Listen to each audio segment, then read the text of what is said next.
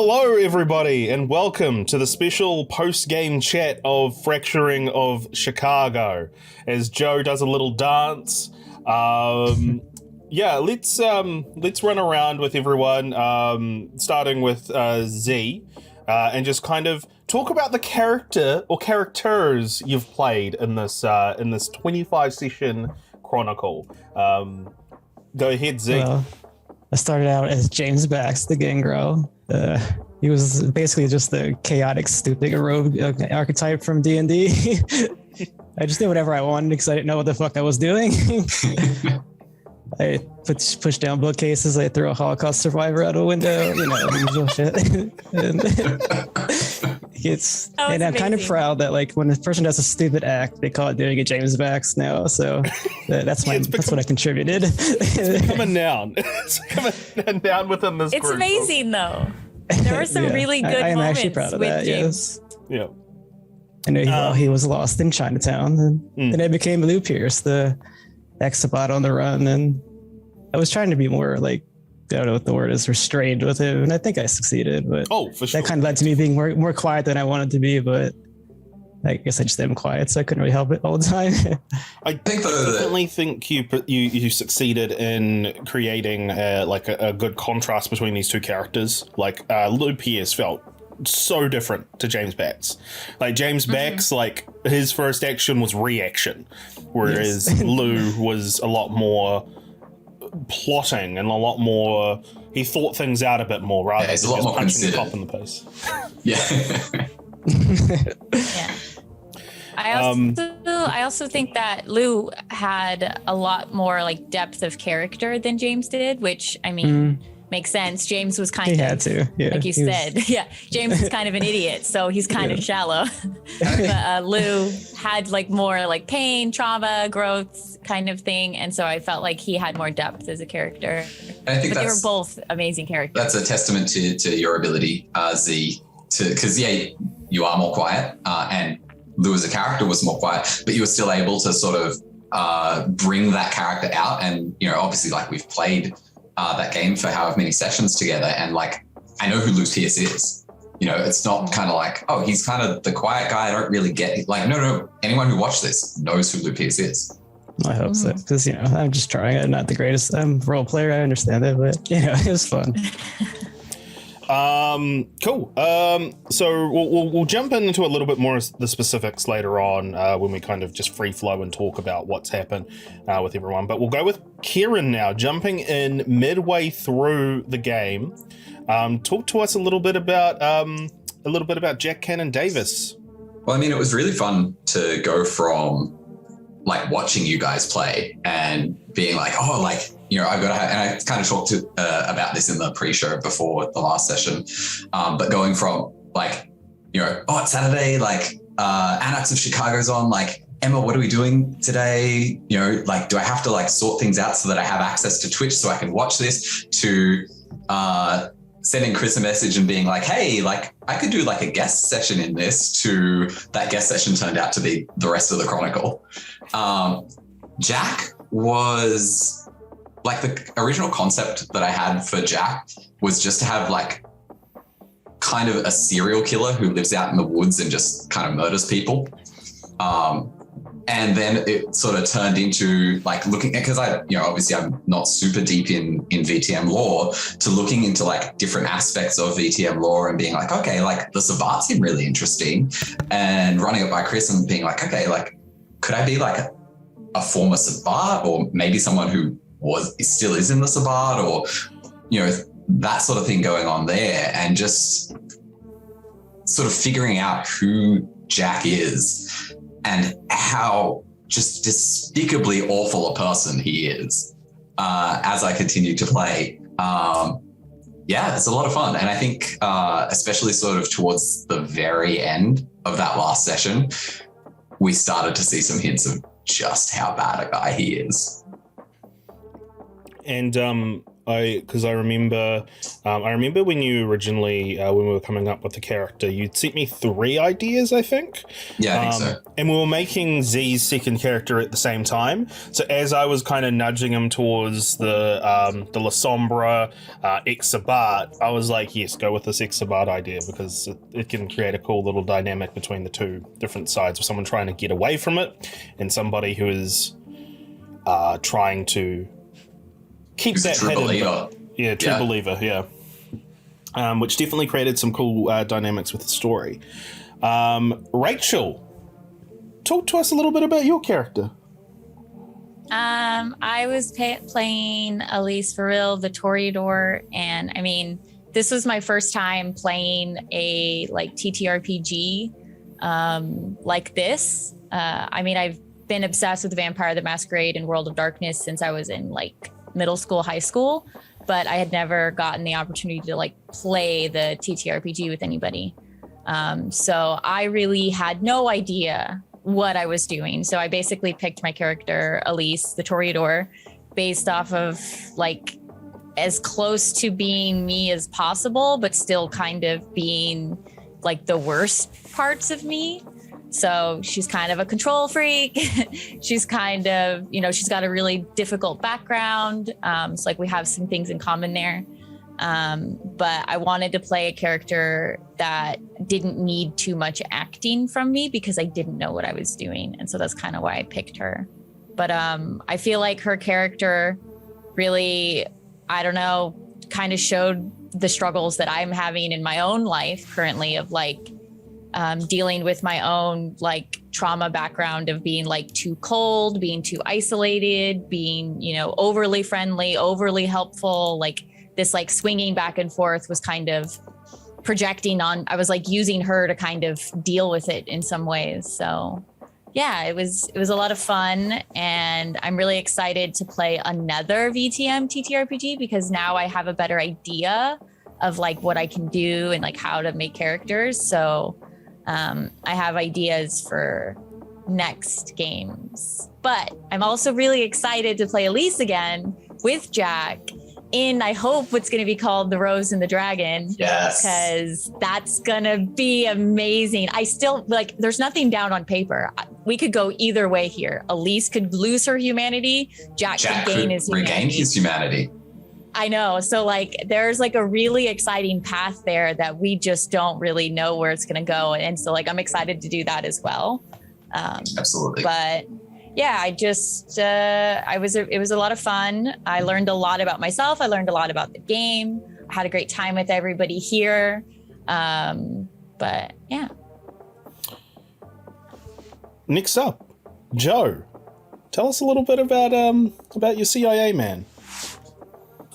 Yeah, so I played as Ace, Alec Martinez, who was a bit of a, kind of started off like when he was younger, a bit of a hacker. I'm not sure if the term is black hat, but if it is, he's pretty much a hacker. And then he got into trouble, which we didn't really dive into, but it wasn't really important to the story. We just needed some background of why he was good at technology and whatnot. But he did become a white hat and started working for the CIA. And he kind of wanted to be more of a clandestine kind of agent in terms of clandestine, basically like a on the field agent. So he was like looked up to people like Born Identity, stuff like that, you know, just being good at combat, but also like smart and things like that. So that was kind of what the inspiration was of how I would he would try to aspire to the character. But it was interesting with Chris and how we were trying to develop a character, because I was trying to develop a character who was easy to connect with an audience who's not familiar with this world, and someone that's human. And I know, like, going into it, that they're like, I don't know how like emotional some of the things were going to be. So when I saw things coming up, it was you know, I was trying to put my acting chops on, but the whole point of the character was trying to have that comedic relief, someone close to human. And anyone who's like getting introduced to the game itself, at least that's why when Ace asks questions, oh, what is that? Or what is this? Just so that information kind of gets spilled through story. And it's interesting how we were creating up the character was that the things that I was choosing or things that were happening happened to make Ace quite important. Like at the beginning, you asked me to choose who my sire would be, and it happened to be Cretius, which was just and things started. Correct me if I'm wrong. Story. He just gave you like a bunch of pictures and was just like, point at one of these that happens to be like, and that's going to be your sire, and you had no idea who it was, right? He gave me no information, nothing. It's like, I want that guy, and that becomes such a crucial part, especially in like that sort of last arc of the story. Yeah. And it's kind of crazy with the ancient things, and it's like, oh, it makes sense because it yes. Yeah, it was kind of crazy, like just how many things came up from your character, Joe, like from Ace as a character that were just like integral moments of like the narrative. It's kind of awesome, like how our choices made the story. I think that's how TTRPGs work, right? Yeah. Like our choices make the story, but it just worked so well. So it's just, I think that's a testament to Chris's ability as a storyteller as well, because true. You know it would have been quite easy to not be able to sort of tie those things in together and not sort of have the forethought and knowledge that Chris has to go, okay, actually, I can actually tie that in so that, you know, this decision that Ace has made 12 episodes ago, 12 fortnights ago, actually has an impact now. Really well done, Chris. And he used a lot of the scenes I had with my character with the stronger kindred or older kindred, for example, like the main thing with Maxwell showing him the coffins. Ace is not going to know what the hell any of that means, but he used that, like he put Ace in positions to see these things and witness these things because his connections with Cretius or people trying to use him to drop seeds into a story that would pay off later, which was really hats off to you, Chris, honestly.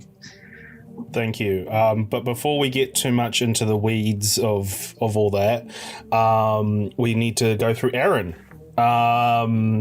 Aaron, tell us a little bit about your characters, I should say.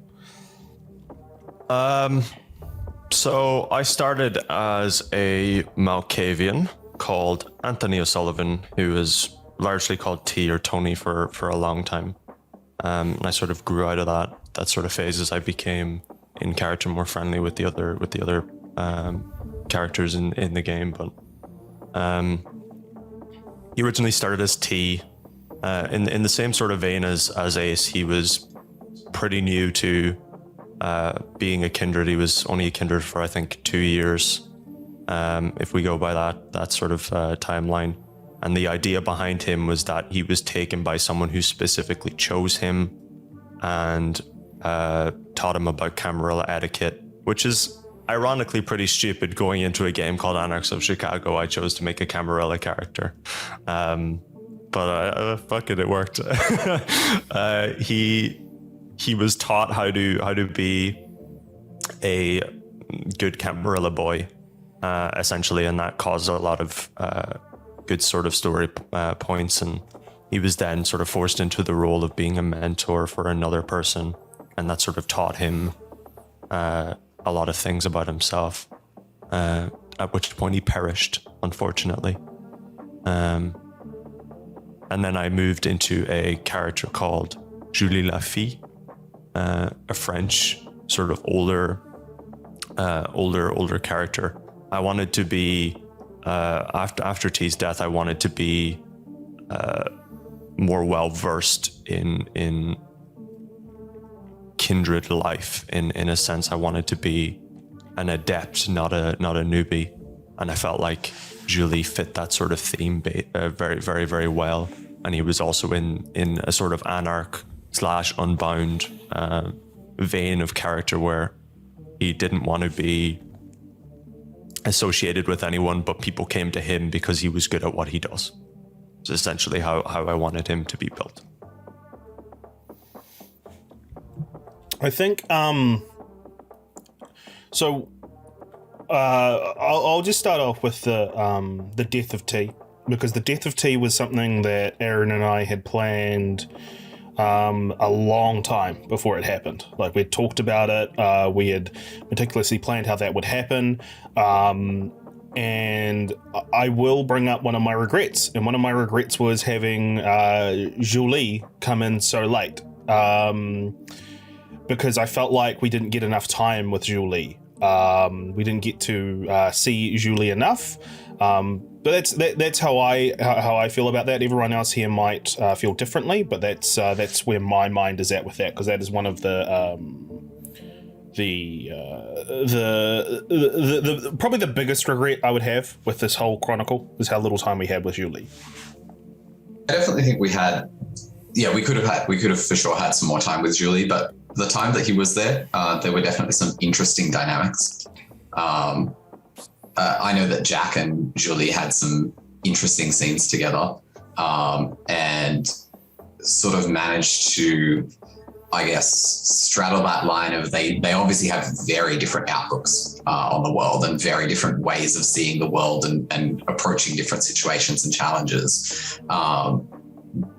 But we were able to sort of go, okay, we have a common goal, we have our differences, we'll discuss our differences, but then still work together. And I think that still worked really well, despite having a somewhat limited time together.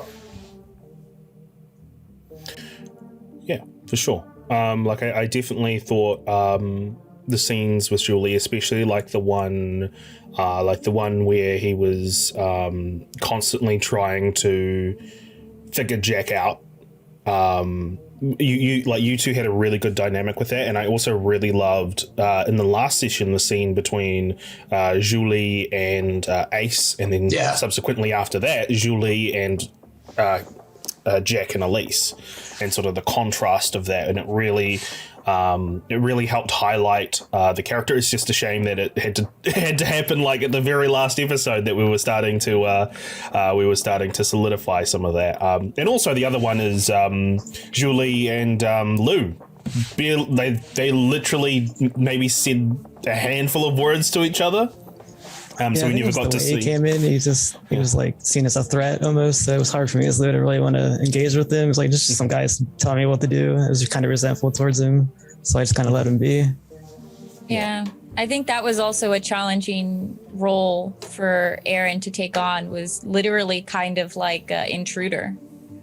So he was T, but instead of him mentoring Ace, he had to mentor all of you. It was like a more advanced T. Yeah, exactly. I think the contrast is like T mentoring Ace is something that Ace was in a position to welcome, but Julie but he didn't necessarily want that, which is, fair to say that none of you really wanted me in character to be there.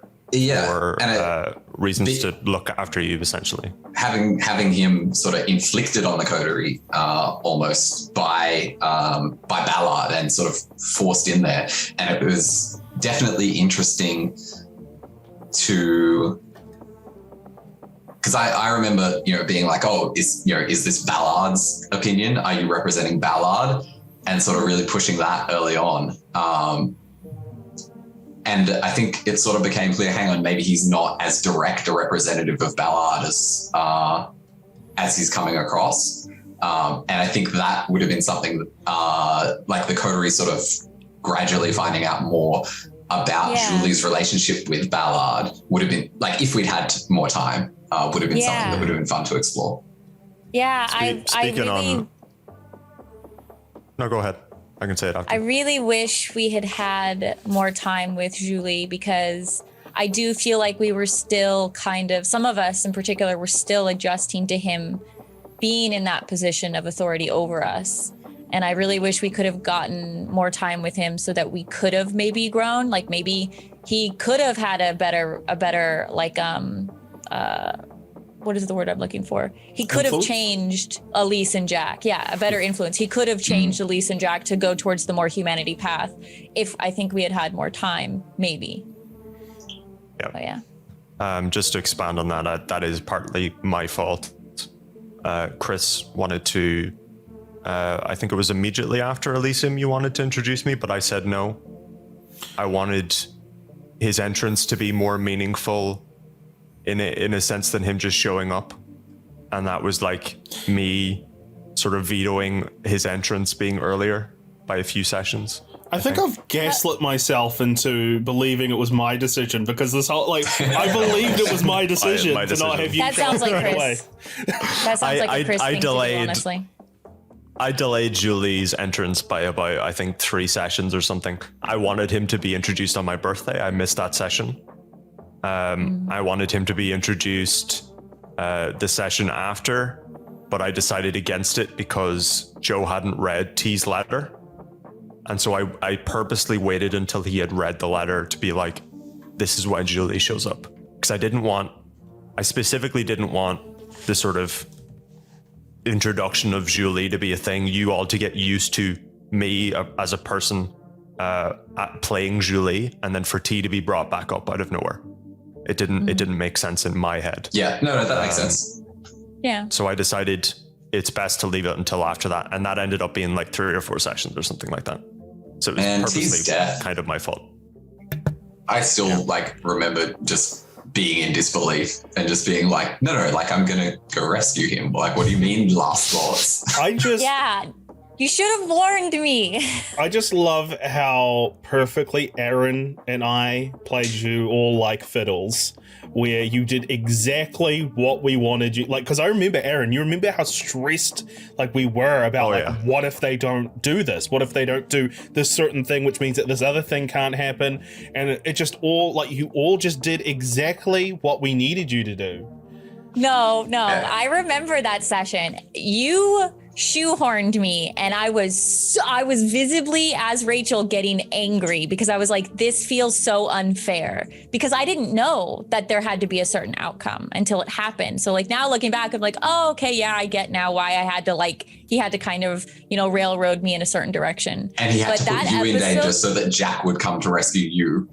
Yeah, but episode, I was super frustrated until learning afterwards. So I wish I had had some heads up. That would have been nice. Yeah, I think in this case, Chris might be referring to the fact that, spoiler alert, we had to purposely split certain people away so that they could not intervene. And that one of those people was Joe. Because he had celerity. I remember because and I'll give some credit to Bunny here as well, because I was throwing things at Bunny okay, I have this problem. Joe's character has celerity, and he's got very high level of celerity. So anything that I've kind of got in my head to kind of try to split them off, he's just going to run and stop that. And so Bunny gave me all these ideas, and then he gave me some other ideas to split the group up. And I honestly thought, Joe, you were going to push harder to not split up.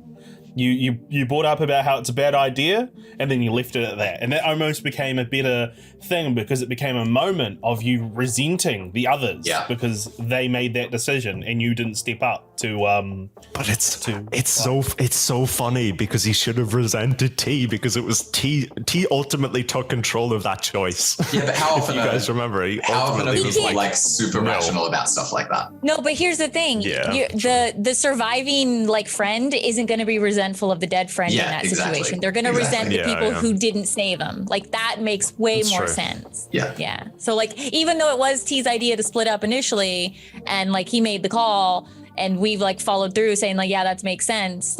You died, T died, and that was on me and Jack. It's also my fault. I was going to that asylum or that institution no matter what. Yeah, that's true. Yeah, that's why I would have went alone if I had to. So just to give you a little bit of an idea, because Ace promised Lou that he was going to help him get Tommy. He made a promise to Lou.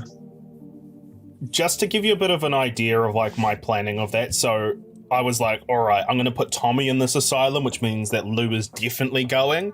And because I know that Ace is a character that is a person of honor and a person of his word, he'll be more inclined to go to the asylum with Lou to help save Tommy. So I tried to stack the deck as much as possible, but I was still so stressed and so worried it wasn't gonna all map out properly. Man, I get a rep for being a schemer, but Chris, damn. Yeah, Chris.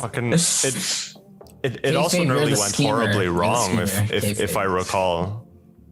it almost nearly went horribly wrong because I think in the moment there was the idea to go to this specific place to find Samson, but then there was the increased threat of Meredith, and it wasn't clear to us as characters whether or not Meredith would be in a completely different location. So we nearly split up 3 ways, which would have been very difficult to sort of handle on Chris's behalf.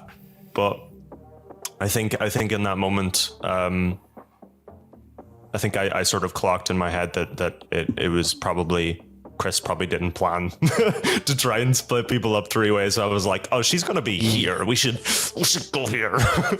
I was genuinely confused during that time. I was so confused, but I felt that I was stupid because I was like how are they gonna be in these 2 places? Like in my head, I was like, that doesn't make sense, or I'm probably not understanding because I'm an idiot.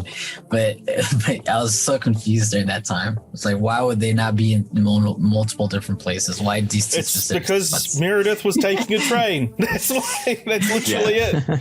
Meredith and Carl Blackburn were taking a train. But how can they be here and then over here? Speaking of character death, let's pivot a little bit to the genesis of Fracturing of Chicago, because this did used to be called Anarchs of Chicago, but the genesis of Fracturing of Chicago was the loss of James Bax. The loss of James Bax and Elena Leclerc. So does anybody have anything they want to say in particular about how that all shook out? Because that was like the T death, that was another pivotal moment that happened sort of, at the end of the first chapter of the story. Although it was entirely unplanned, though. Yeah, it was. Well, the thing is, it was kind of. Elena's was planned. Yeah. I mean, the James Bax thing was. Okay, so Yeah. I'm going to say something here that I have never said.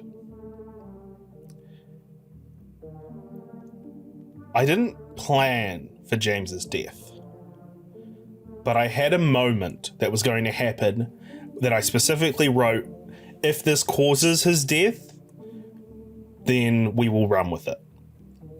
You know, I felt that because he was the only Anarch. I thought maybe you'd get rid of him. He was okay with that. He's the only legit Anarch. Different situation than what happened with him going to Chinatown. Basically, what it was Elaine. The original plan was for Elena to get cornered by the family, by the Hikata, and while she is with James Bax, and for one of the Hikata to it was going to be a lot more of a kidnapping situation, and one of the Hikata to have a flamethrower and to shoot it at James Bax. Shit. Jesus. So I was already in that headspace of this can possibly happen. And then the Chinatown thing happened, which is why I think I went with that full force. And then I ended up regretting it because I was like, oh, this feels like so shit. Why did I do this? No, what you end up, more than that, you end up regretting that you didn't think of James Bax becoming Brother Grimm. That's what you regret more than anything. Yeah, that's what I do regret that, because now the James Bax thing is nobody knows what's happened with James Bax. I don't know what's happened with James Bax. So It's a problem with that because Fracturing of Chicago too. Lou is being compromised by the Bali, and James would be compromised by the Chimera. It's kind of the same thing. So he has to be something different for her to come back, or he just has to stay gone. Yeah. What's up, Rachel? Nothing. I was just realizing that, both of these characters kind of got fucked. In the end. I just have it out for Z, obviously. Well, no, and Aaron. and Aaron, because Aaron's characters also kind of get fucked. The T thing was my the T thing was my idea. Yeah. That's true. Yeah.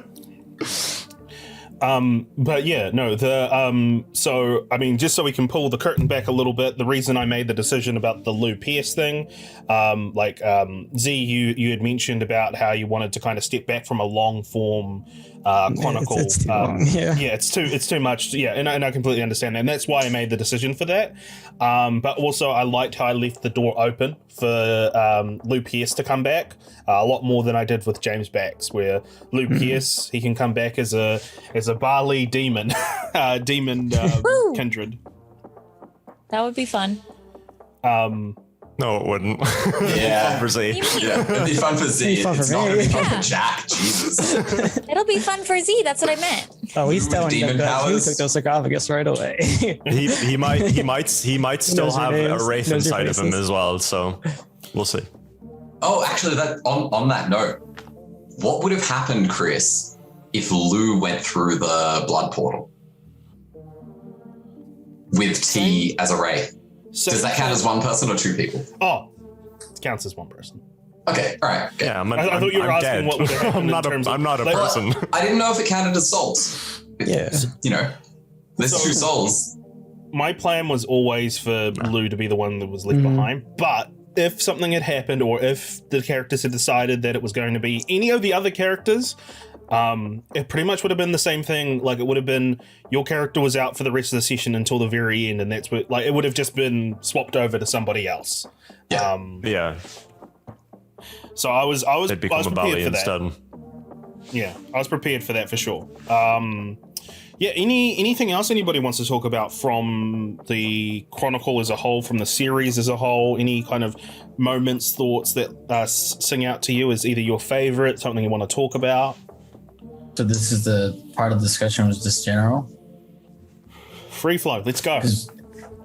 Free flowing. Tease Off the that, dome, general. check it. Spitting math flows. Here I go. I'm Joe. That's good. Anyway, Did you actually have something, or did you just want to freestyle? I just want to freestyle.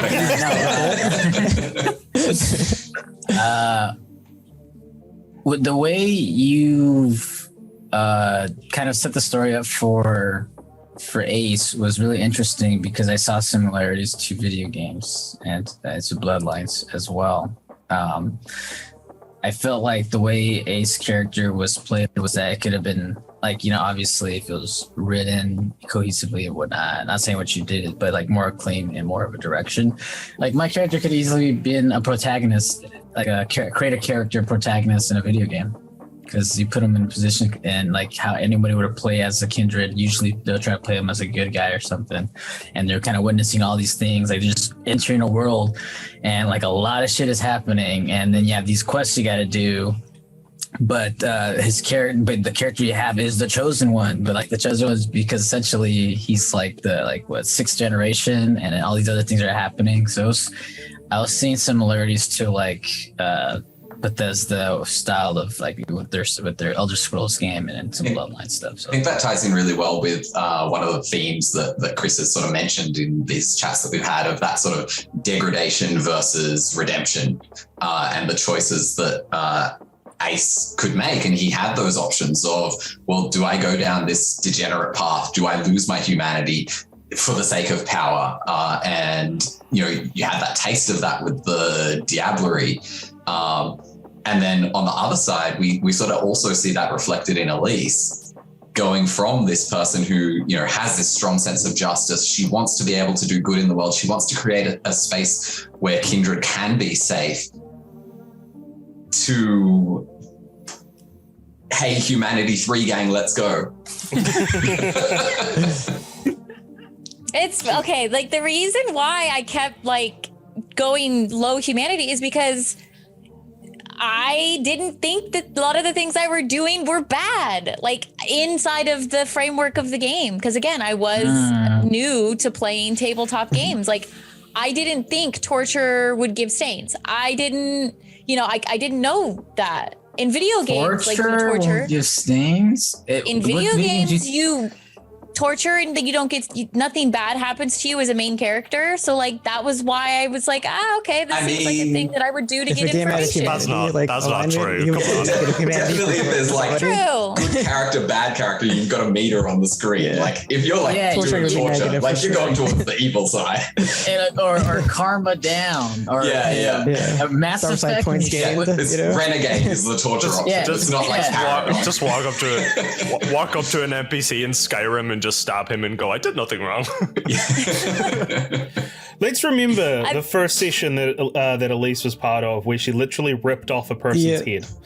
Let's remember. And she enslaved two people, Chris. She enslaved two I people. did what is that. humanity at?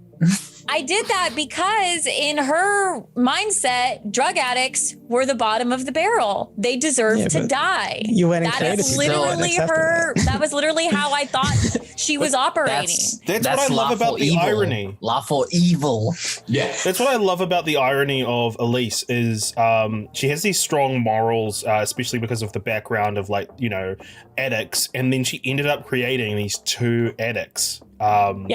Under her. I love that. I do love that irony. I really do. Unlike normal drug addicts, they can never be cured. So they're like a new form of drug addict.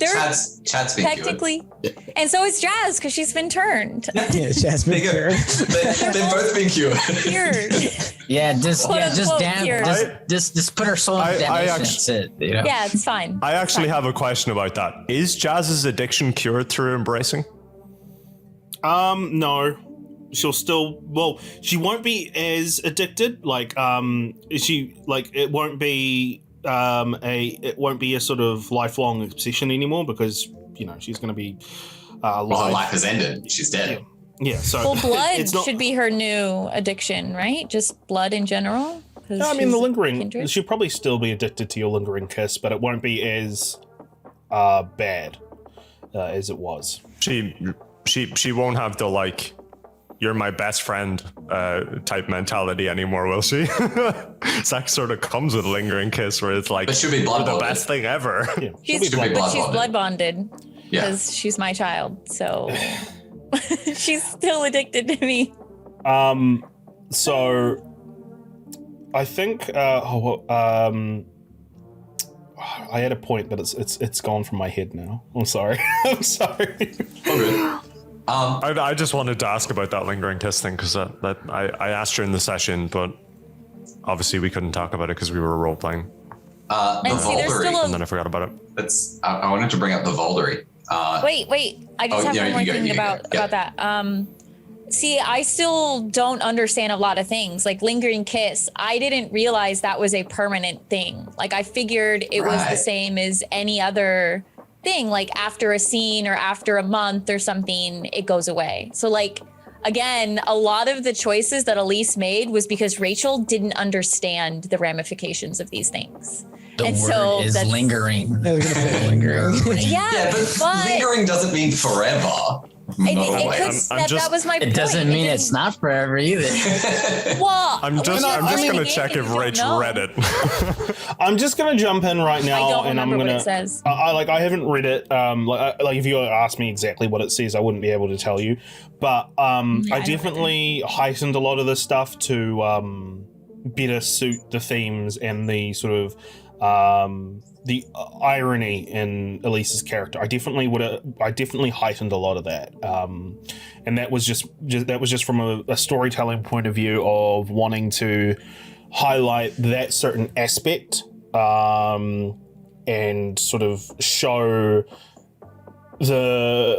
how becoming a kindred, because this game is a game of morality after all. It's a thing. That's what the sort of crux of it is.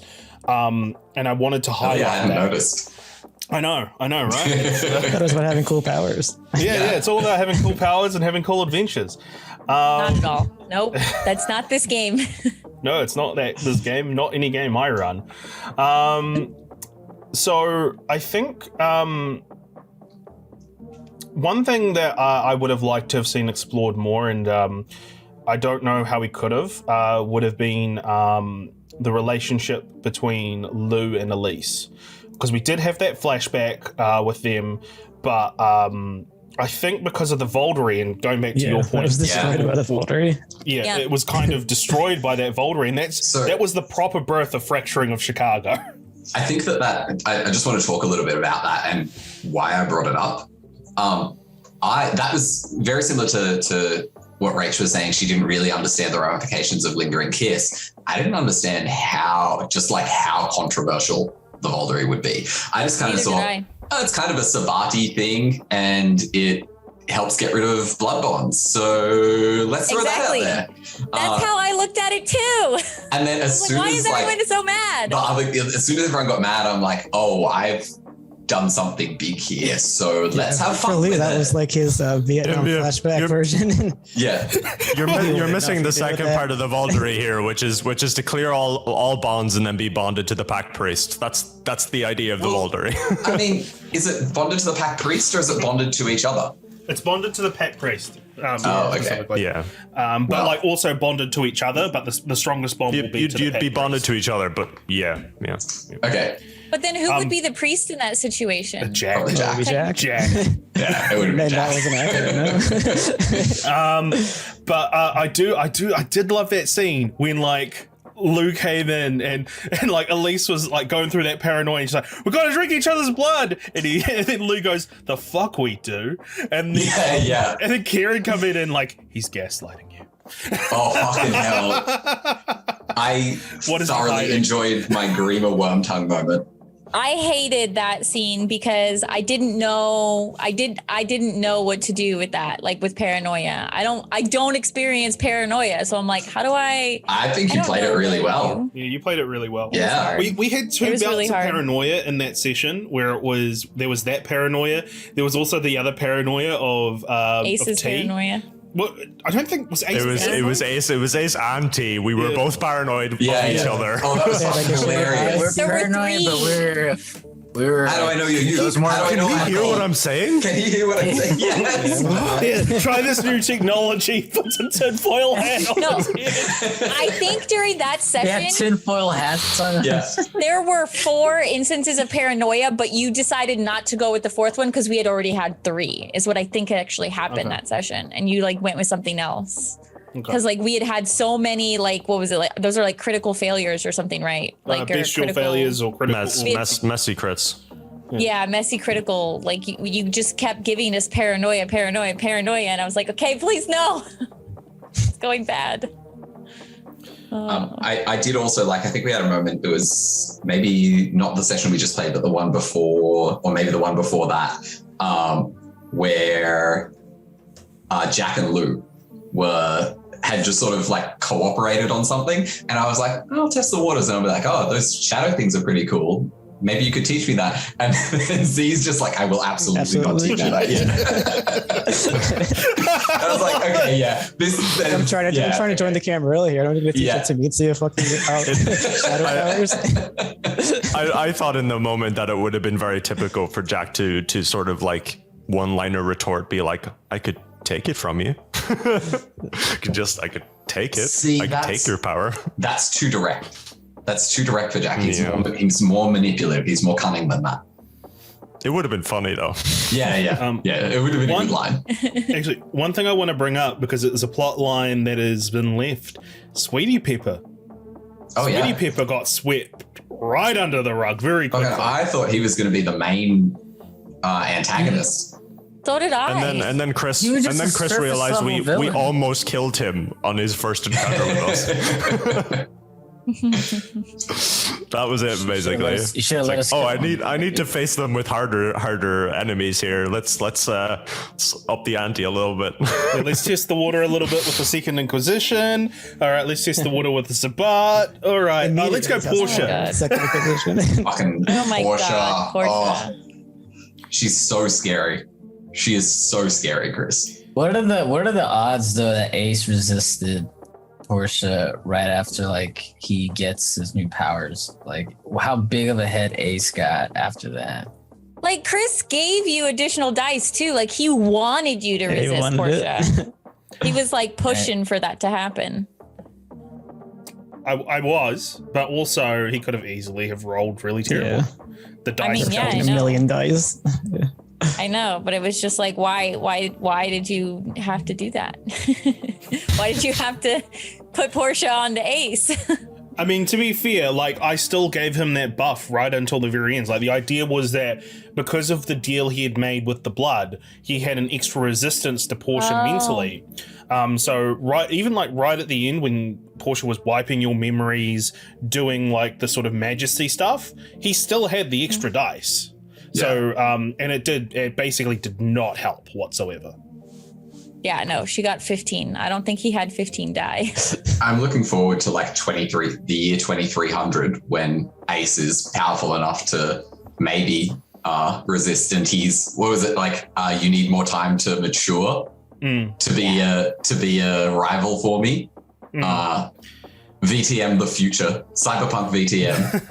It was interesting her dialogue, what she said that because she knows Maxwell. She knows Maxwell is such a big player. Because when you said that, I was confused at the beginning, like why Maxwell? But then you revealed it at the end of why Maxwell was a rival. But then she was like, "Is Maxwell the child of Portia's, like the Bruja that Portia has been feuding with?" Or is Maxwell the Bruja? Wolf? Okay. No. So the Who wolf. is the wolf? The wolf is Minel, who is basically the same generation as Portia, but a Bruja. And they basically had a huge rivalry because Portia, Helena, I should say, she destroyed Carthage, which was a city that was like the Bruja city, the Bruja and Bali city. And she defected from Carthage and joined up with the Romans, the Ventru Romans, to burn down and raise Carthage. And so because of that, Minel and Helena have had these century-long rivalry. Now we're at a point when Minel is no longer in the picture, and she's looking for her new rival because she's realized how boring it is that there's no rival. And so she's looking for that new rival. Originally, in her mind, was going to be Maxwell, and that's why she has been behind the scenes propping him up, of giving him as much as she can behind the scenes, and also building in safeguards, like for example with Jack, like when the time is right, you will turn on him, so that she's playing it's like she's playing this intricate game of chess by herself, but setting up the opponent. But the thing is Minel's sire, Cretius's sire is Minel. Cretius's sire, right? And so it makes so much sense why she's setting up Ace to be a future rival. That's so cool. Because that's also Manel's childer then, because it's grandchilder, grandchilder, Yep.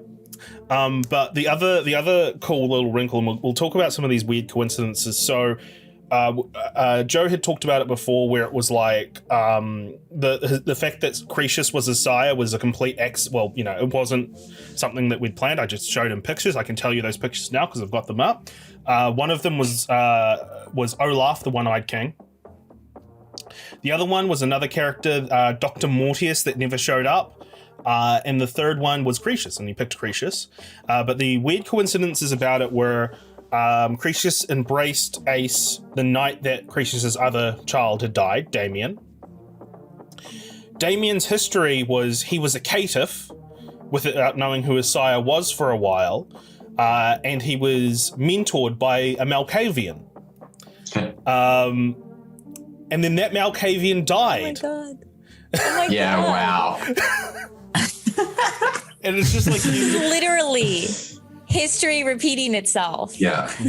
George Lucas over here. It rhymes. But it was like poetry. Yeah. But it was all just coincidences. It was all a coincidence that Joe picked Cretius. It was it was just like, yeah. Oh my god, that's crazy how that happened. And that Aaron, T, and that T wanted to die, or Aaron wanted T to die. Again, that's another coincidence. Even T, T wanting to mentor Ace as well. That was a decision that Aaron had made. I didn't push him into that at all.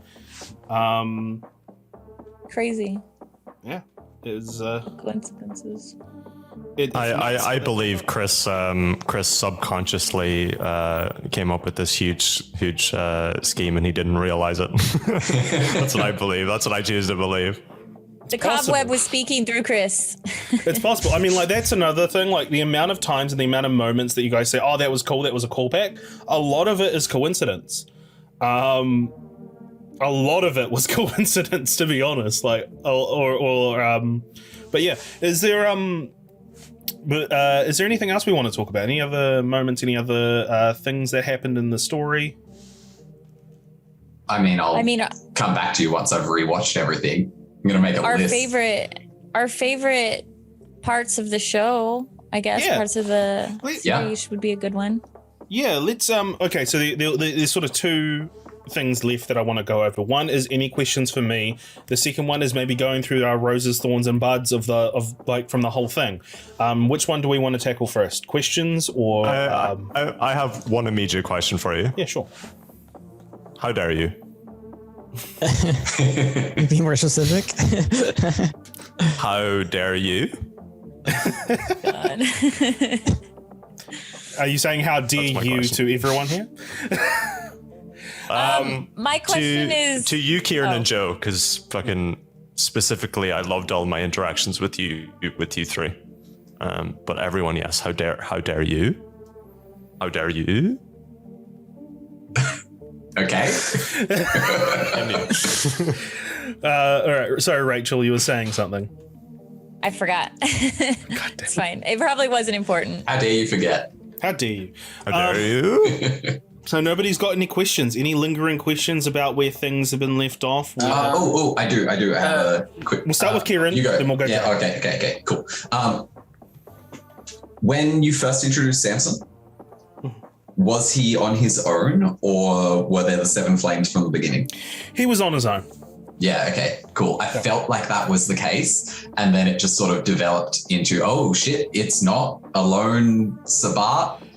And I had sort of hinged Jack's justification of, hey, look, I'm not Sabbat. I'm hunting this one Sabbat guy. He's a pretender, but still. See, I'm not Sabbat. And then it was like, oh, there's more of them. Yeah, he was alone. It didn't become a group until Rusted Blood. Yeah, literally, okay, as I was cool. playing Rusted Blood, that's when I decided to make him a group. I was like, maybe there'll be two of them, but it didn't become the Seven Flames until then. Yeah, cool. Joe. So you said that that some of the characters are going to make cameos, because I know how at some point we did have a discussion in private about making Ace kind of like an NPC, and you're talking about nerfing and stuff like that. I don't know how much you want to say, but are you gonna have these short stories where Ace does like you said, Ace and Julie or something, and Tommy, but at some point would Ace, especially with his abilities and how strong he's becoming, would he become like part of like the world that you've created? Or yeah, I've already got ideas of where Ace is gonna go. Where Ace is going to go after we catch up with the modern day. I've already got ideas of what that's gonna happen, and I'm wanting to kind of sprinkle in little stories, little mini sessions, mini episodes, mini chronicles for each person or each thing to kind of expand on that. But yeah, no, most definitely. Ace is. He's done too much, and he's too powerful to just kind of be ignored and not brought up again. So yeah. I actually have a question for Aaron. So Aaron, what was Julie's motivation? What was he after? Other than he got told to babysit the coterie, but what was in it for him? There was so much we didn't know about Julie and his magic-y background, historical background. It'll probably develop in future things, but until the next long-term campaign, it probably won't be stated. So I feel pretty fine saying what his original motivation was, and then sort of how it twisted. His original motivation was Golconda, which is a state of being in which you sort of get your beast under control and you live in harmony with it. And the way to get there is to raise your humanity. That was the idea behind him. It doesn't really work in VTM, so I was going to sort of work towards homebrewing it with Chris. But the idea was that he would continue to sort of atone for past things that haven't been explored. And through that, he would sort of reach this state that not many people reach, where he has become more human than Kindred, but with retaining sort of his abilities from Kindredhood. I always thought Golconda was pretty cool. I read up on it before introducing Julie. I had no idea what it was. I always thought it was something Sabbat related, and then I read up on it and I was like, this is pretty fucking cool. through play, it did sort of change from sort of a sole motivation of Golconda. He still wants to reach it, even though I don't know if I've decided, and I don't know if Chris will allow it, that he knows what Golconda is, because it's not a widely known term. You have to meet, or you have to be told by someone who's been informed by a group called the Nkanu. They're a group of people that have hidden sort of all this information about Golconda. So you sort of have to be told about it. But his general idea was to raise humanity. And then it sort of developed in play to sort of learning more about the occult and using that knowledge to either stop or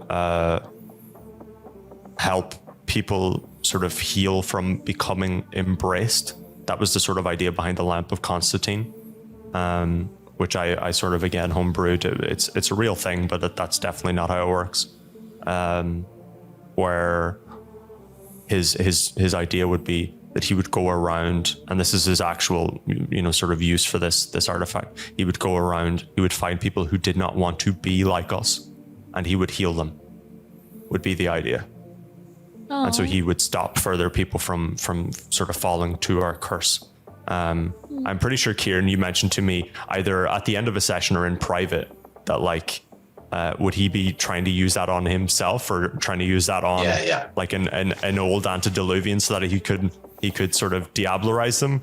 But he knew that using this at any age over the age of 90 would just instantly kill the person. They just die. And that was the sort of idea behind him. And it sort of developed more into finding these artifacts. And I tried to do that with the tongue, finding these artifacts and keeping them safe, keeping them from but with the interest of falling into the wrong hands, preventing people from turning out like Jack. Yeah, preventing harm that could be caused by these artifacts. And that is one regret that I have with Julie, and I don't really have many, but I wish that I had played that specific scene better, where I sort of convinced you all that, he genuinely wants the tongue so that he can keep it from people and keep it from harming more people like it did to Ace, and it probably has done to hundreds and thousands of people. That is sort of a regret I have with that. Yeah, but that was his entire motivation. I wish Elise had gotten to understand that part more of Julie, because I think she would have been interested in giving you the tongue, because I just don't think she understood, because Julie was still so new, and so there were still so many unanswered questions of what his motivations are and things like that. I think that probably would have set up, and we had that sort of dynamic anyway, but I think it would have set up a dynamic between Julie and Jack, because Jack, why would you want to hold on to your humanity? There's so much power and there's so much to be gained by getting rid of your humanity, as long as you can hold on to yourself at the same time. That would have definitely raised some interesting conversations that we could have explored. Mm-hmm. Okay, let's go through and do Roses, Buds, Thorns, I guess, for the series as a whole. Feel free to gush on over. I'm just going to leave it as free flow, so whoever wants to jump in with anything, just... Joe. Let Joe go, because he's got to go soon. Is it Roses, Thorns, and Buds? Yeah. Of the entire show. Roses was how everyone was so good with their characters, what their motivations were, the decisions that they were making. Everything fell into pieces that allowed Chris to create the story and the narration towards it. I was really impressed how some of these interactions went. It made it a lot easier for me to play my character and to act a certain way when some things happen, when things got very heavy or serious. So it was easy to play off you guys, for real, because I used to take improvisation during high school and in college, and it's easier when you work with people who are great. So thank you. For Thorns for me was, some of the stuff was kind of ambiguous. in terms of that there could have been some more, not railroading, but like a sense of direction at some points. Because some parts was like, I don't even know what to do from here. So it felt like some things were kind of like shoehorned in, or kind of we were just running in circles and had no sense of direction. And for like my bud would be, where do these, obviously everyone, where do these characters go to, but in a more selfish sense is how would Ace would fit in your world, in your universe. I'm excited for that. The unemployed verse or the writer verse? The unemployed writer verse. It's a bit of a mouthful.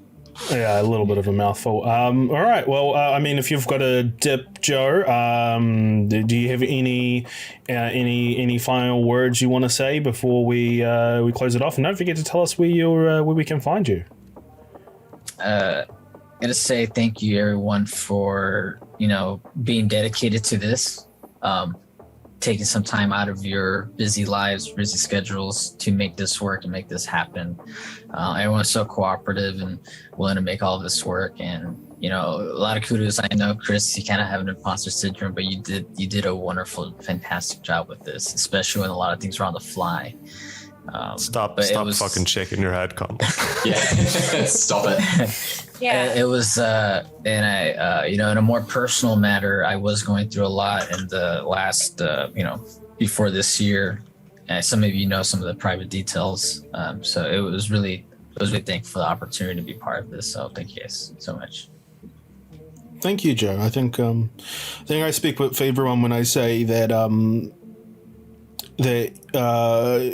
the involvement and your involvement in this was great. And from a personal note, I said this to Aaron. I think you were the biggest surprise for me. You were the biggest surprise for me when I came into this, in terms of I didn't I thought you were, because you said you were going to make that comic relief character. So when some of those serious moments happened, like we went from you getting some chalupas and doing a fucking dance to you talking about how you're doomed.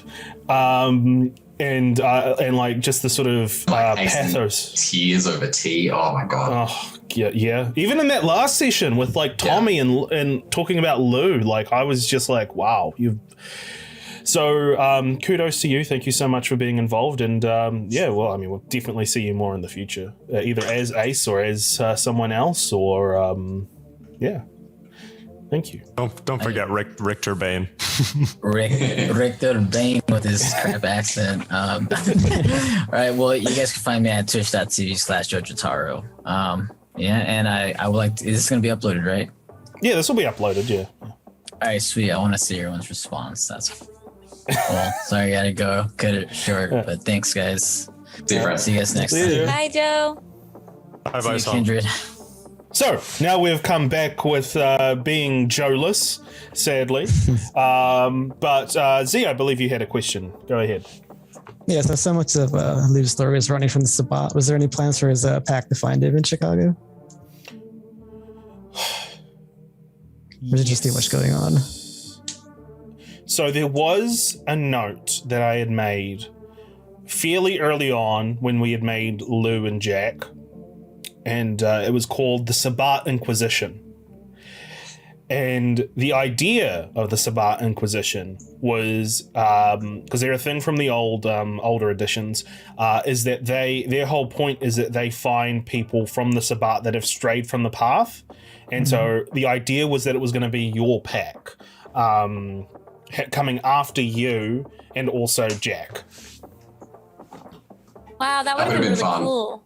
That was nice. Let's just work together. That can still happen to Jack. Well, I think that kind of almost did happen to Jack with Mac. Yeah. And how I played it with Mac would have been exactly how I played it if that happened. What are you talking about? I'm still the Sabbat. I'm just on the down low. I'm undercover. Yeah. Which is what Maxwell's whole deal is, really, to be honest. Yeah. Like he's just like, the way that the Sabbat were are not how they should be moving forward, because it's not sustainable. we should be like a secret, like imagine like Hydra. We should be like Hydra, like ingratiated within society. We should be exactly like how the Bally were, because that worked really well. Secret. Aaron, you had a question. How dare you? Is that actually your question? Yes. I have a question for real. Yeah. My question is, what happened with the hunter stuff? Like there was Carl? What was his name? Oh, Blackburn? Or Carol? Carol. No, not Carol gave information on these hunters that were like a big deal or not a big deal. Like I'm not gonna lie, that line was a little bit confusing for me. Like I didn't really know why that information was being provided by him. It didn't make sense. So like what was going on with that? So the hunter stuff was going to be another option, another fork in the road. A lot of that was tied into Lou's touchstone. Because Lou's touchstone was ingratiated with them. I would have loved to have bring Lou's touchstone back in, Bella. To give you guys the original sort of, because the way that we ended it was not the way it was meant to end. The way that it was meant to end was you guys were going to face off against Mac. That was going to be the end. Was going to be the proper extinguishing of the Seven Flames. But as we kind of went through things, it didn't make a lot of sense to do that anymore. But the original plan that I had with them was it was going to be another plot line you could have gone through in terms of what you could have done in terms of what Carol did with the honored drinks people. I guess we'll have to wait and find out. But okay. It very much was a drop plot line. The hunter stuff is another regret of mine that I have in terms of I didn't put enough emphasis on it. But yeah, so sorry, I got sidetracked. The original plan I had was that you guys were going to go to Milwaukee. On the way to Milwaukee, Mac and Mac's emissaries and Brother Grim were going to attack, steal the truck from you. Tommy was going to fight against the parasite that was inside him. Tommy was going to die. In the crossfire with that, and then it was going to be one final battle against Brother Grim and Mac. You would have succeeded, and then Hopefully. It would have ended. Depending on the dice. You would have succeeded, or you would have overall succeeded, but there could have been some other stuff that would have happened. And then I was originally going to end this with Lou and Bella meeting back up, or Bella meeting up with Lou, and them going on them leaving together. And her. Yeah, that was my original plan. You would leave with her, and she would take Tommy's place, basically. That was my idea that I was running towards. Yeah, that was definitely my original plan. But obviously that all got thrown up. But yeah.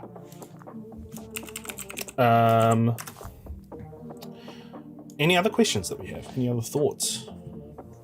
How dare you? How dare you? Fuck. I have an actual how dare you. How dare you make that fucking portal with 3 people? Yeah. Oh, yeah, how dare you? Chris. That was bullshit. Well, that's That was you two are not the people to be talking about that. I'm sorry. I didn't want to do it, but I had no choice. There was no way Elise was not going through that portal. There was no way. Jack doesn't give a shit. Kieran gives a shit. Jack doesn't. Yeah, Rachel did not want that option. Rachel did not want that to be a thing. She wanted everybody to go through. So the ritual mad at us. From the player, Aaron. It's just the game. No, I hate you both. The ritual that I took from the book, it specifically has the thing in it that says 3 people can go, like, you have to make a kindred sacrifice, and you have to make enough sacrifices of humans equal to the amount of people that can go through the portal. So basically there was Martin, who got killed, so he was the kindred sacrifice. Chad was one of the mortal humans, and 2 of Miguel's men.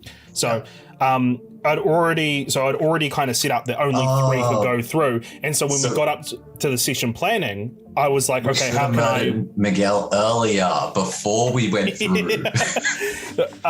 When I'd come up with the session planning, I was like, okay, what can I do here? And I'm like, well, what if I have Ace and Lou appear with Jack and Elise? Like, that can make a cool scene. Yeah. And I'm like, that was terrible.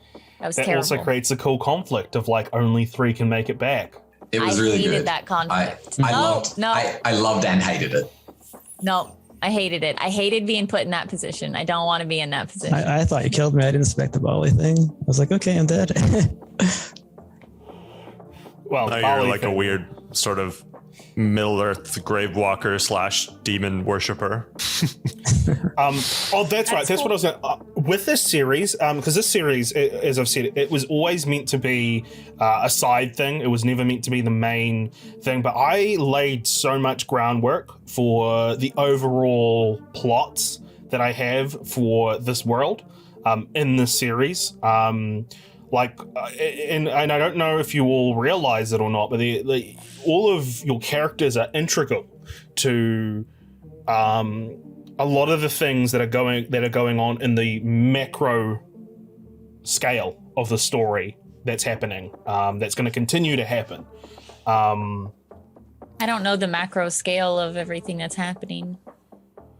There's big things. There's big things, and there's things that are asleep in a lake. Cretius is asleep in a lake. Tentacly Cthulhu things. And yeah, so any other questions that anyone has? How dare you? This is going to be called How Dare You?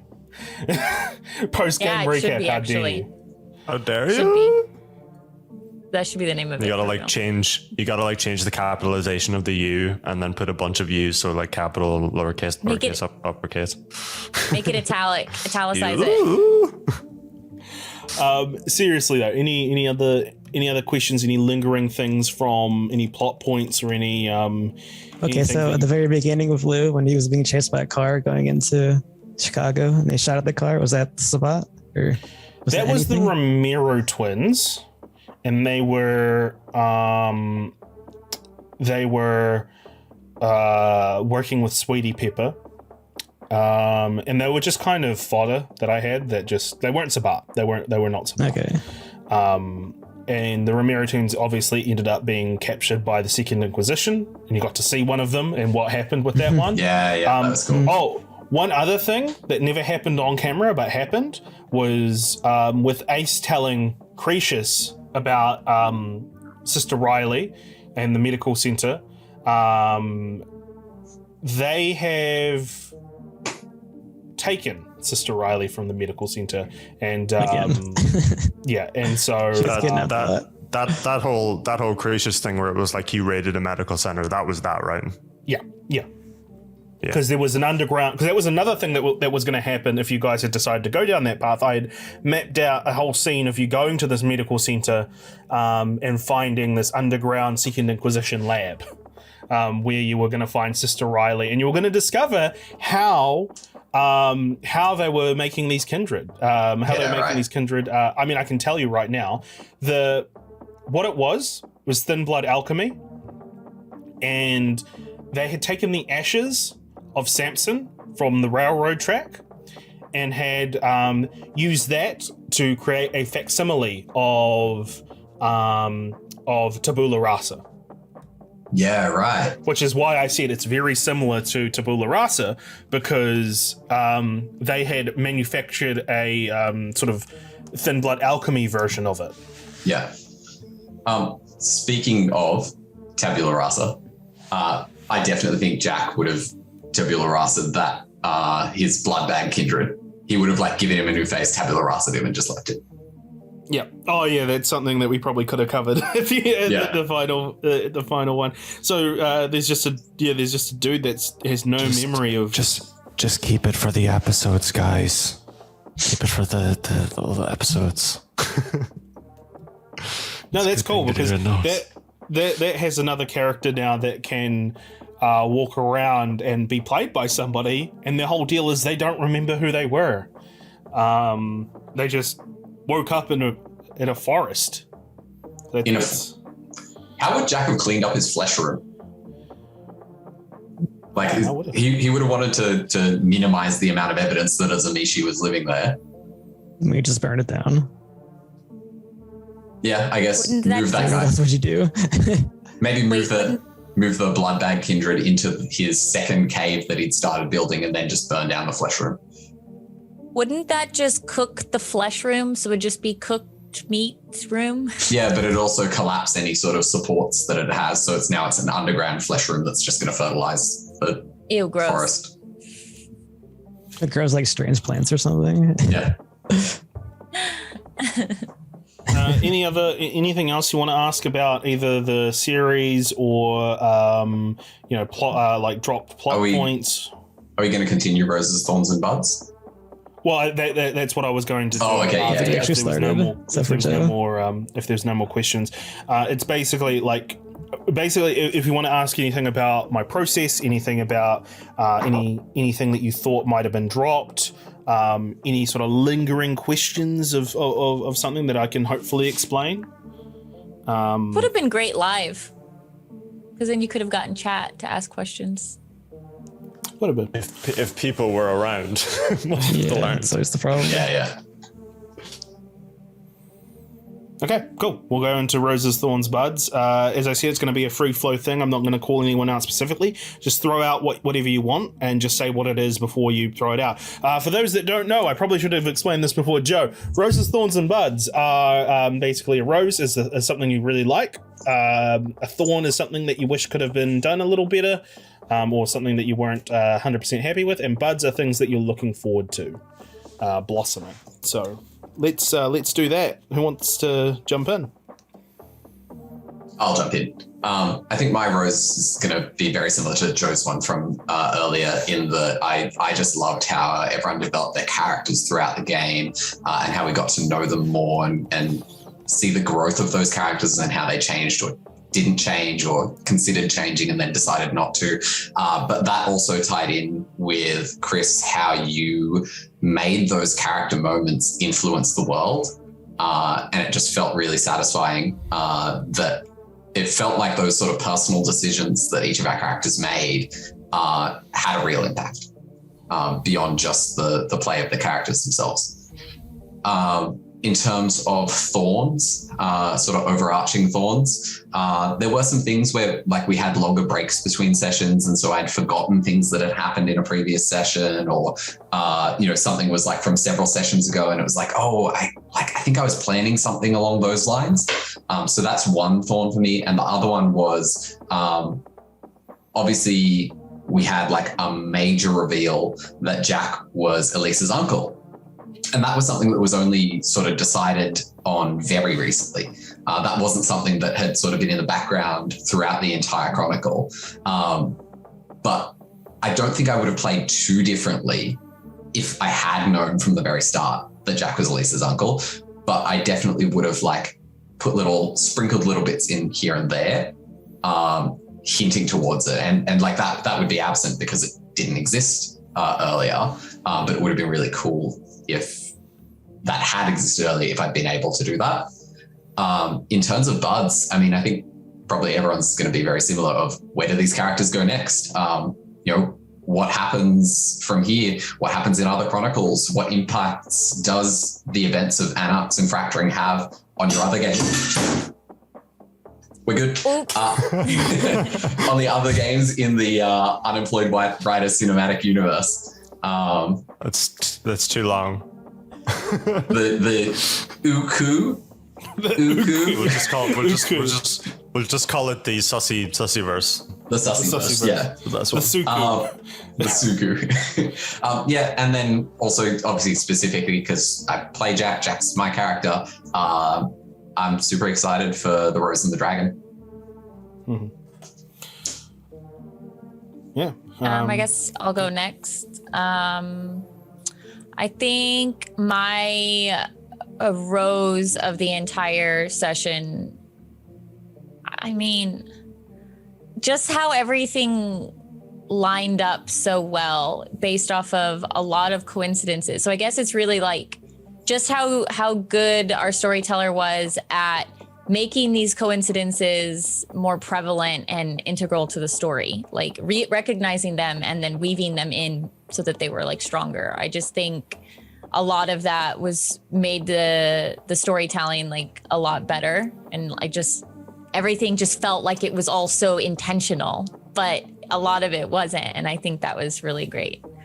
And then for my thorns, I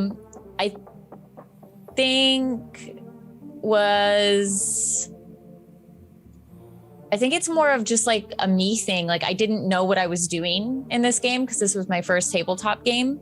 And I struggled often of like holding all of the pieces at once, which is something that I struggle with a lot. That's just me as a person. As Rachel, I just can't hold a lot of moving parts going on in my head at one time. And so I a lot of like the funny moments was really just Rachel being an airhead. Like, so, but I think for me, that was kind of like a thorn because Elise was supposed to be cool and like calm and like in control, but like Rachel is not that. So, and I'm not a good actor. So that was probably wrong. my thorn. Incorrect. Lie detected. Yeah. And then my bud is Correct. The same as like everybody else's. I really can't wait to see the storylines that these characters are going to get into. Like, even if they're just like one-offs, you know, I'm really excited to see in the future, in present day, you know, what's happening with everybody. And I think I'm really excited for the Rose and the Dragon stuff. Like, that's going to be, I can't wait until we like get to do it. And then we get to like figure out which direction we're going to go. Like, is it low humanity Elise, high humanity Jack? Where are we going? What's happening? So I'm excited. I'm going to come in with some of my ones. My rose is, one, that I was able to craft this amazing 25 session behemoth thing with everyone, and it's just a testament to everyone how it got to be this long. And it, as I said, it was originally meant to just be a story that was showing the Anarch side of things. That fell to the wayside very quickly, but how this continued forward, and also through this we got to do probably the thing I am most proud of that we haven't brought up once, which is the Elysium session. Like, that Elysium session was forgot. Oh, that was so good. That Elysium session is easily the best session I've ever been part of. And it is amazing how well that ended up, considering the amount of people and the amount of parts that needed to happen for that. And like, yeah, it couldn't have gone better.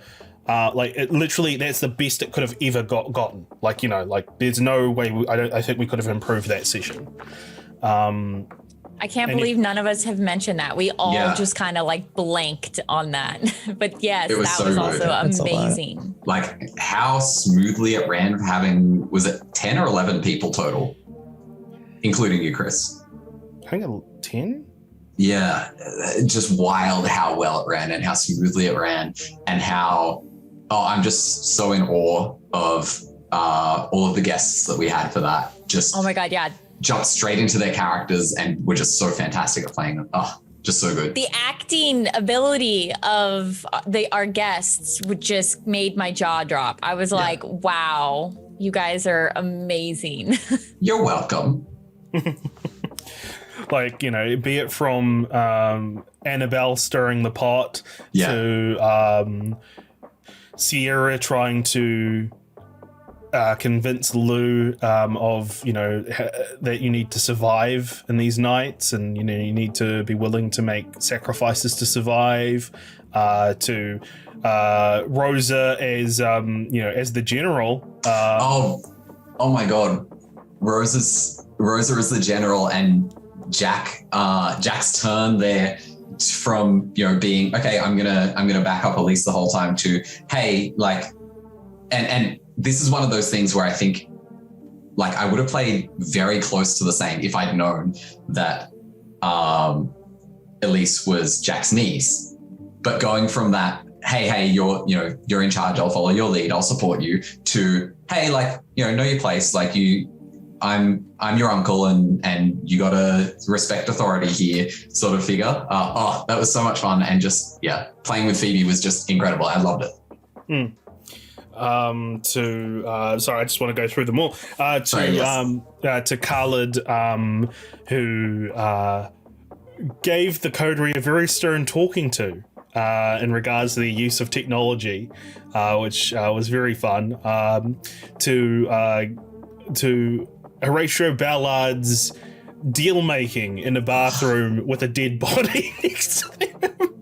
like that session, like, my one regret with that session is I wanted one-on-ones, well, sort of like the power players and the characters having like one, you know, like being split apart and having moments with all of them as a group, but yeah, that's fine. We didn't have enough time. It was already a long session.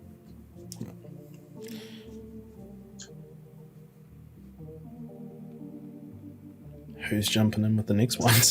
Did you have buds? I mean, I'll go over my buds at the end. Yeah, okay. I'll go through my process. Thorns, how dare you? That's the last time I'll make the joke. I didn't have any thorns. Like, it's mostly just personal things, in terms of, like, I felt like I didn't do as well as I wanted to in a specific sort of scene, or I felt like I didn't bring something across. Those are literally my only thorns with anything.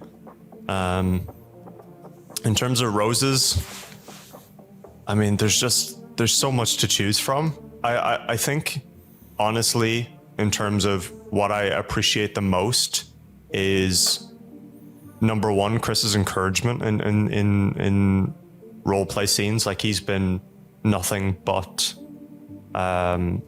enthusiastic about any ideas I've come to him with. It's sort of helped me feel like I can make my own choices, and I'm not just playing in a predefined story. If I come to him with an idea, we can work on it together, and it becomes something greater than just what it was in my head. So that's fantastic. And in terms of what I appreciate most in the game itself is my interactions with all the other players. Like, I feel like T had a really good dynamic with a lot of people but the Sabat S characters, and then Julie came in and he had a really good back and forth with Jack, a little bit of a back and forth near the end with Elise. He didn't really talk to Lou, but he respected him in a sense. And again, with Ace, he sort of tried to help him see that, you know, grief is not the end. And I really, really appreciate the sort of interactions I had with the player characters, and of course with Chris's SPCs as well. I think there was some really, really cool moments in there in terms of role playing. I feel like I, at the end, accomplished something in terms of I got better at role playing as a whole. And hopefully when I do end up running something, that I've sort of taken some of Chris's mannerisms in terms of storytelling, and will continue to use that to sort of strengthen my own skill in the field. Buds, I'm gonna be out here with my buds and say that I'm excited for other games in this verse. I'm excited to see what else happens. I'm excited to see Chris's other Chicago game, which I feel like I haven't seen or really heard much about it, but I feel like it's a completely different dynamic to the game that we had. I really want to get to watching Sticks and Bones, the new Sticks and Bones. I've seen parts of the old Sticks and Bones. I really want to see the new parts of Sticks and Bones. I want more Rusted Blood, because that was like, wow. I thought Rusted Blood was incredible. It was so good. And I want to see what other people have in the realm of the Writerverse. So those are my Roses, Bloods, and Thorns.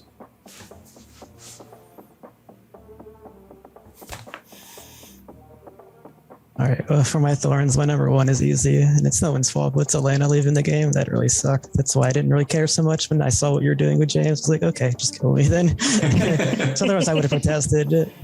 That really took it out of me. And then going on as Lou, there's a lot of times where he just didn't like the other characters. I didn't want to be like that, and I was antagonistic. I just didn't see what else to do. And it's like Jack's an evil asshole, and Lou was trying not to be an evil asshole. So it's like, how do I cooperate with this character? I don't understand. There's nothing to do here.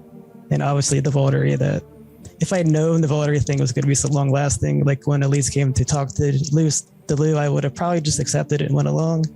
I thought maybe to wrap it up 1 or 2 episodes, but no, it lingered on and on. We had to have a whole group therapy session to get everything back on track. If I had known that, I would not have done that. I would have stayed with the group. So, but then with Aaron, there was a lot of times there, Aaron, we never, even from James in the very beginning, he was like, "You tell me where the wing to the whatever it was." Didn't talk to me at the very beginning. We didn't get along. Definitely nothing personal. Well, I know something personal for anybody. He is going to be fucking obsessive, and if you're not his main focus, he's just gonna ignore you. That's this whole thing. Aaron's characters and my characters, we never really talked there, and when we did, we were fighting. For my buds, well, I guess I was happy. I kind of succeeded in Lou's character arc. He did gain humanity, although he's kind of gonna lose it now. But he gained humanity in time to become a demon.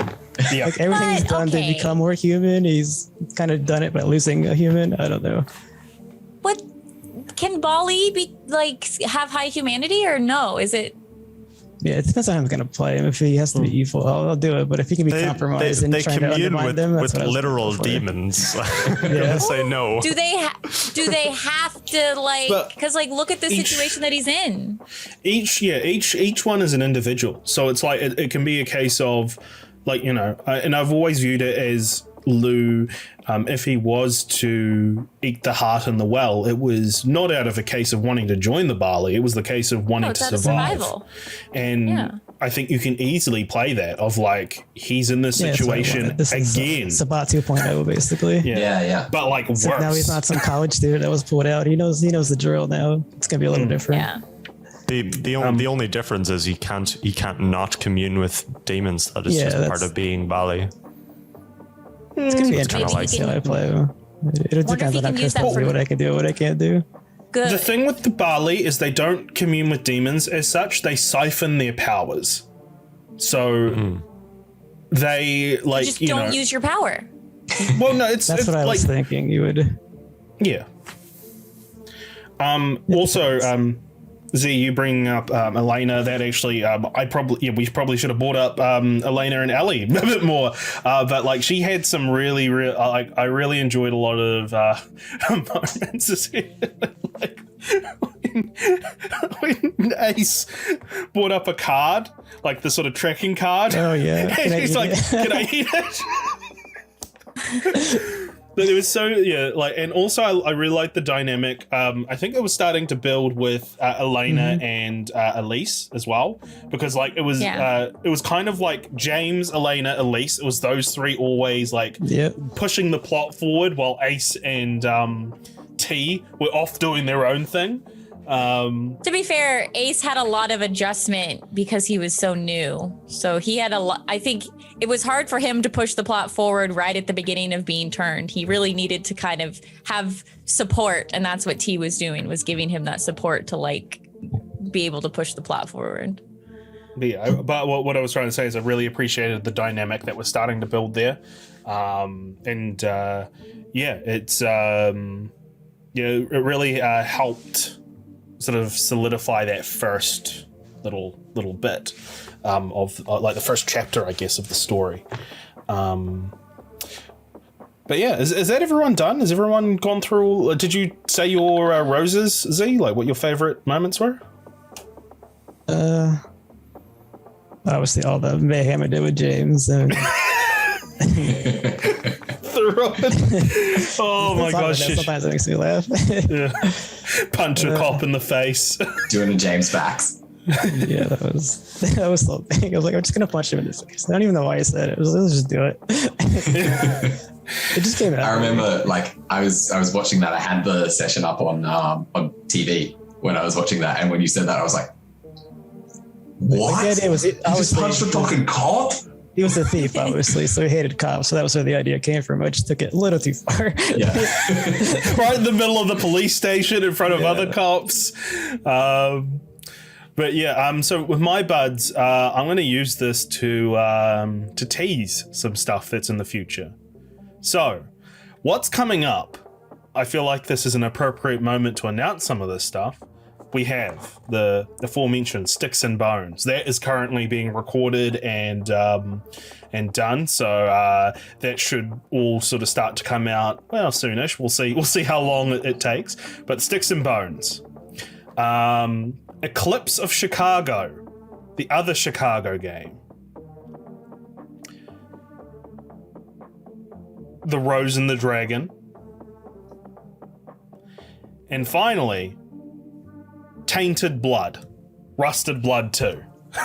So those are the things that are on the docket in my head right now for future things that will happen.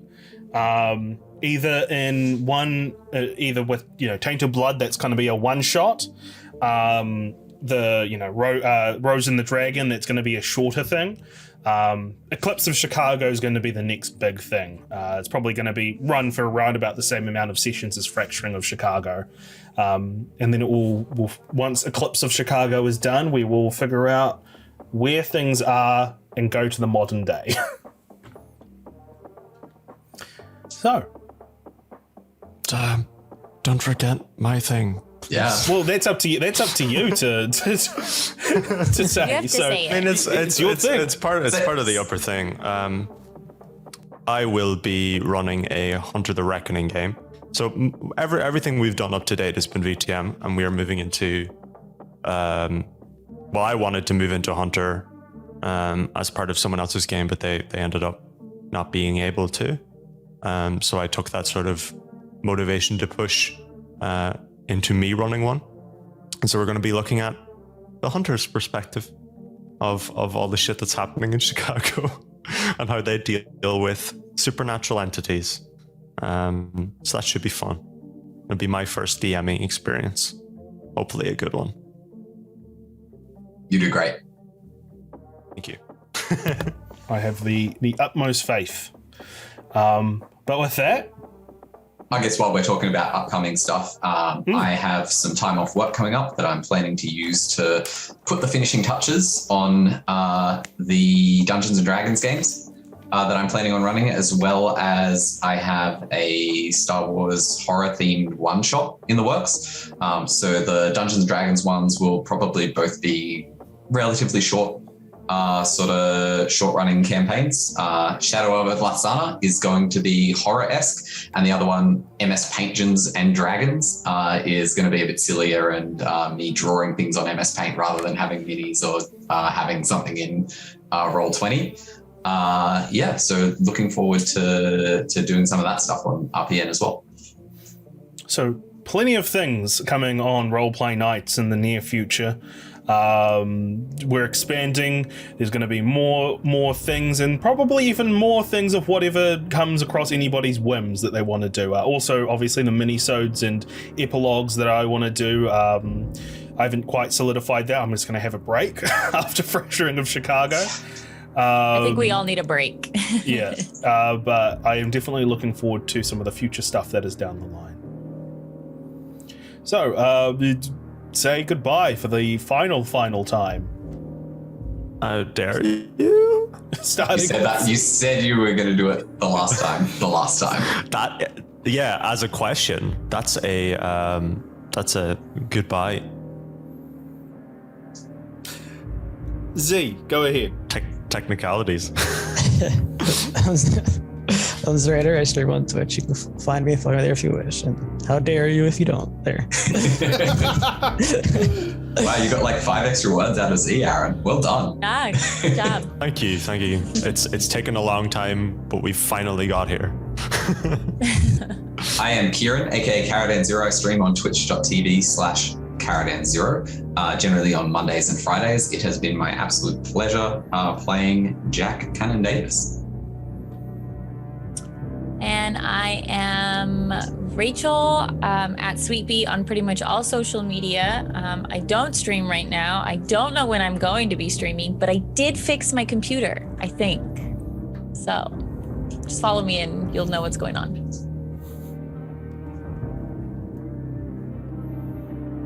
I'm not chilling, if that's what you're waiting for. I don't need chilling.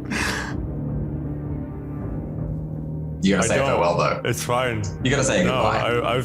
I've said my farewell. It's how dare you. How dare you, Aaron? And thank you so much for hanging out. And see you in the future. Bye-bye. Bye-bye. Yay.